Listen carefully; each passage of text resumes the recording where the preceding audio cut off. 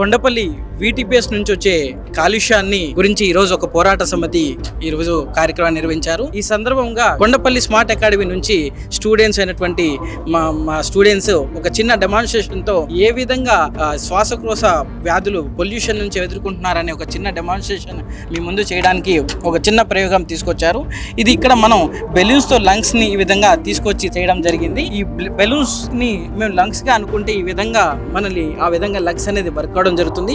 మీకు ఇంకొంచెం బెటర్గా అర్థం అవడం కోసం ఇక్కడ మనం లంగ్స్ని కాటన్స్ ప్లేస్లో ప్లేస్ చేసుకొని కొండపల్లి నుంచి ఇబ్రాహీంపట్నం వరకు ఒక 10 నిమిషాలు మేము రావడం జరిగింది. ఈ 10 నిమిషాల్లో ఇక్కడ ఈ డయాఫ్రమ్తో ఈ విధంగా చేస్తే ఈ వైట్గా ఉన్నటువంటి లంగ్స్ దీని మీద మీరు గమనిస్తే డస్ట్ పార్టికల్స్ అనేవి పెరిగిపోయినాయి. ఈ విధంగా ఎలాగైతే డస్ట్ పార్టికల్స్ ఈ కాటన్ మీద ప్లేస్ అయిపోయినాయో అదే విధంగా మన లంగ్స్ కూడా ఇదాన్ని పాడైపోయి ప్రతి ఇంట్లో కూడా శ్వాసకోశ ప్రాబ్లమ్ అని ఫేస్ చేస్తున్నటువంటి ప్రజలు ఎంతో మంది ఉన్నారు. సో ఈ డెమాన్స్ట్రేషన్ ద్వారా ఈ విషయాన్ని మీకు తెలియపరుస్తూ ప్రతి ఒక్కరు అవగాహన చేస్తూ మరియు ఇక్కడ ఈ పోరాట సమితి చేస్తున్నటువంటి వీళ్ళ యొక్క పోరాటం సక్సెస్ అవ్వాలని, దీనికి ఒక సరైన పరిష్కారం కేవలం ఎన్నికలకు ముందు లేదా ఒక 4 రోజులకు కానీ కాకుండా దీనికంటే ఒక శాశ్వత పరిష్కారం చూపిస్తారని ఆశిస్తూ, కరోనా లాంటి వ్యాధులు ఒక్కసారి వచ్చి అటాక్ చేసి వెళ్ళిపోయినాయి. ఇక్కడ కొండపల్లి పరిసరాల్లో ఉన్నటువంటి ఈ పొల్యూషన్ ప్రభావం మాత్రం ఎక్కడో ఒకసారి ఆస్మా పేషెంట్లు కానీ రెస్పిరేటరీ ప్రాబ్లమ్స్ కానీ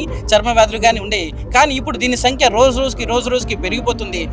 ఇంకా చెప్పాలంటే పిల్లలకి సైతం ఇది వెంటాడుతుంది అని చెప్పడంలో ఎటువంటి ఇది లేదు. కాబట్టి మీరు దీన్ని ఈ రెస్పిరేటరీ ప్రాబ్లమ్స్ ఏదైతే ఉన్నాయో ఈ సంఖ్య అనేది రోజుకి పెరిగిపోతుంది. ఈ పిల్లల్లో సైతం ఈ వ్యాధి అనేది పెరిగిపోతుంది.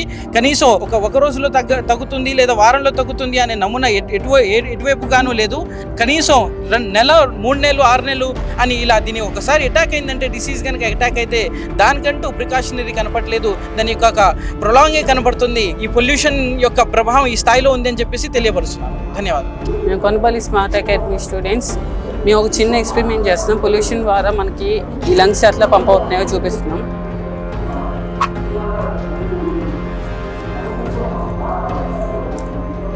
ఇలా మన లంగ్స్ అనేది పంప్ అవుతాయి. అయితే ఈ మధ్యన బాగా పొల్యూషన్ ఎక్కువ అవటం వలన మన లంగ్స్లో నుంచి వచ్చే మన లంగ్స్కి బాగా డస్ట్ పార్టికల్స్ అనేది బాగా చుట్టూరా ఫామ్ అయిపోయి చాలా రెస్పిరేషన్ ప్రాబ్లమ్స్ మనం ఫేస్ అవుతున్నారు. ఇది కొంచెం మేము కొండపల్లి నుంచి IBM దాకా వచ్చాము. అయితే దానిలోనే డస్ట్ పార్టికల్స్ మొత్తం ఫామ్ అయిపోయి అరౌండ్గా కాటన్లో ఉన్నాయి.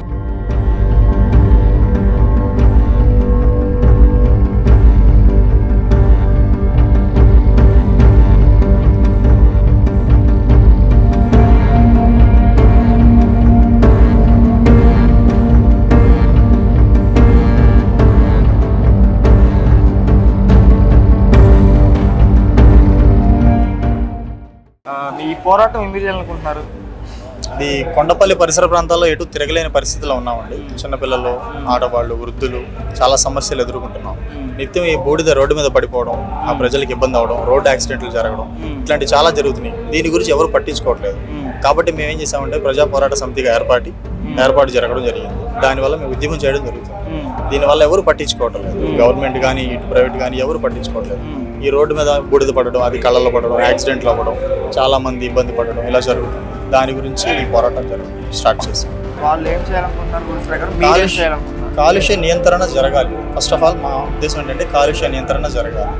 అది మెడికల్ క్యాంపులు పెట్టాలి, మినరల్ వాటర్ పంపిణీ చేయాలి, తర్వాత మెడికల్ క్యాంపులు పెట్టాలి. చాలామంది ఇబ్బంది పడుతున్నారు, ఆడవాళ్ళు, వృద్ధులు చాలామంది ఇబ్బంది పడుతున్నారు.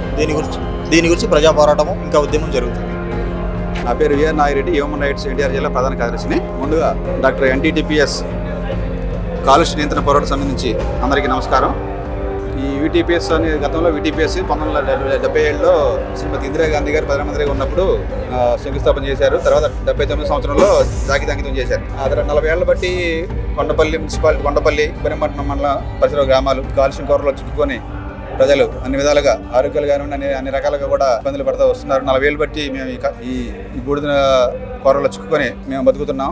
కానీ ఇప్పటివరకు కూడా ఎటువంటి కార్యాచరణ అనేది వీటీపీఎస్ అదే డాక్టర్ ఎన్టీపీఎస్ నుంచి కూడా జరగలేదు. పూతు మందన మీద మొక్కలు నాటడం అంతవరకే తప్ప క్లియర్గా ప్రజలు పడుతున్న బాధలను వాళ్ళు తీసుకుని ఇండస్ట్రియల్ సోషల్ రెస్పాన్సిబిలిటీ, పరిశ్రమల సామాజిక బాధ్యత కింద ఈ సమస్యను తీసుకొని వాళ్ళు ముందుకు రాలేకపోతున్నారు. ఇవి కూడా వాళ్ళందరూ దృష్టిలో పెట్టుకొని ఇప్పటికైనా వాళ్ళు కళ్ళు తెరిచి క్లియర్గా ఈ సమస్య మీద వాళ్ళు దృష్టి పెట్టి, అధికారులందరూ కూడా దృష్టి పెట్టి ఈ సమస్యను పరిష్కరించవలసింది కోరుతున్నాం. అలాగే ఈ బూడిద వల్ల ప్రజల ఆరోగ్యం, పిల్లల చదువులు అందరూ కూడా ఎంతో ఇబ్బంది పడుతున్నారు. అన్ని ఆరోగ్యాలు కూడా సర్వనాశనం అయిపోయి చావు బతుకులు. అంతకుముందు ఈ క్యాన్సర్ అని, చర్మ వ్యాధులని, లంగ్స్ సమస్య, అనేక సమస్యలు కూడా వచ్చి బాధపడుతున్నాం. కానీ ఏ ఒక్కరు కూడా మమ్మల్ని ఆదుకోవడానికి ముందుకు రాలేదు, అటు ప్రభుత్వాలు కానీ ఎవరైనా కానీ. అందుకనే మేము యువత అందరూ కూడా కథలు వచ్చారు. ఇది ఏ రాజకీయ పార్టీకి సంబంధం లేదండి. స్వచ్ఛందంగా కూడా అందరూ తరలి వస్తున్నారు. ఈ బూడిద కాలుష్యం మీద వాళ్ళు పడుతున్న బాధలే వాళ్ళని ఇక్కడ దాకా నడిపించుకుంటూ తీసుకొచ్చింది. అలాగే ఈ సమస్య ఇంతటితో ఆగదు, ఉధృతంగా ఇంకా ఉద్యమాన్ని ఉధృతం చేస్తామని అలాగే డాక్టర్ ఎన్టీపీఎస్ అధికారులకు కూడా విన్నవించుకుంటున్నాం.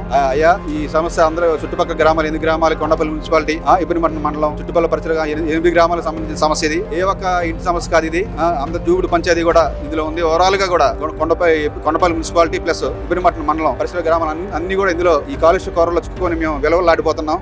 మా ఆవేదన ఇట్లా తెలుసుకోవడానికి మీడియా ద్వారా మేము తెలియపరుచుకుంటున్నాం. ఈ మీడియా సోదరులకు కూడా ధన్యవాదాలు. మా విషయాన్ని ఇంకా కూడా నేషనల్ లెవెల్లో ఈ విషయాన్ని ట్యాగ్ చేసి నేషనల్ లెవెల్లో ఈ విషయాన్ని క్లియర్ గా ప్రభుత్వానికి అందేలాగా దయచేసి మీ మీడియా సోదరులందరూ కూడా సహకరించవలసిందిగా కోరుతున్నాం. అలాగే ఈ మెడికల్ క్యాంపులు అని, మొక్కలు నాటడం అని చిన్నగా కాకుండా ఒక ప్రజల ఆరోగ్యం కోసం, కాలుష్య కోరలో చిక్కుకొని ఉన్న ప్రజల ఆరోగ్యం కోసం క్లియర్ గా ఒక సూపర్ మల్టీ స్పెషాలిటీ హాస్పిటల్ ఇక్కడ నిర్మించాలి.